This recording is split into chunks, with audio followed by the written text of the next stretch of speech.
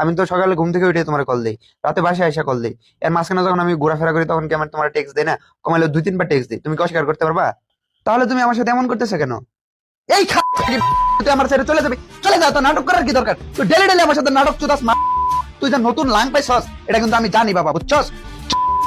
আমি তোর ক্লাসে যাই পর্যন্ত মেসেজ দেয় তুই মামা ঘুমাইতেছিলাম মামা। এই তুই ঘুমাইতেছিস, ঘুমা, তোর ডিস্টার্ব করছে কে? হ্যাঁ বল বল বল, কি বলতেছিলি বল। হ্যাঁ এই আমি কিন্তু তোর সব সব নাটক বেড়ে ফেলছি, বুঝছস? এই মামা তুই কথা বললে বাইরে থেকে কথা বলতো। এই তুই বললে বাইরে যাবো, রেনো বসে প্যাক প্যাক করবি না, মাথা কিন্তু খুব গরম। কি করবো আমি? হ্যাঁ বল বল, কি বলতেছস বল। আরে বাবা তোরা আটকাইছে কে? আমি কি তোরা আটকাইছি?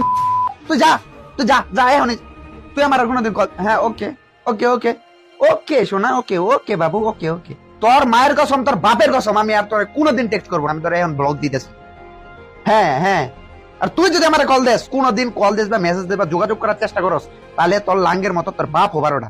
ওকে, সালাম আলাইকুম।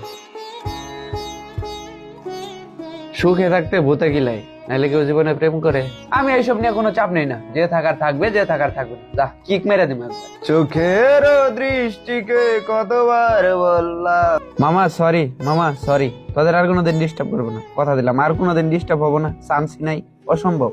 তোমার চির চেনা চোখের ওই সীমা ছাড়িয়ে, কি একটা অবস্থা, মদ না খায় বিনিয়োগ হয়ে গেছে। Good night, good night, good night. জান, তুমি তো জানোই আমার মাথা গরম হয়ে গেলে মাথা কাজ করে না, উল্টা পাল্টা কি না কি বলে ফেলি আমি নিজেও জানি না। আচ্ছা সরি সরি, আর দোষ তো তোমার আছে, তোমার কি দোষ নাই? অস্বীকার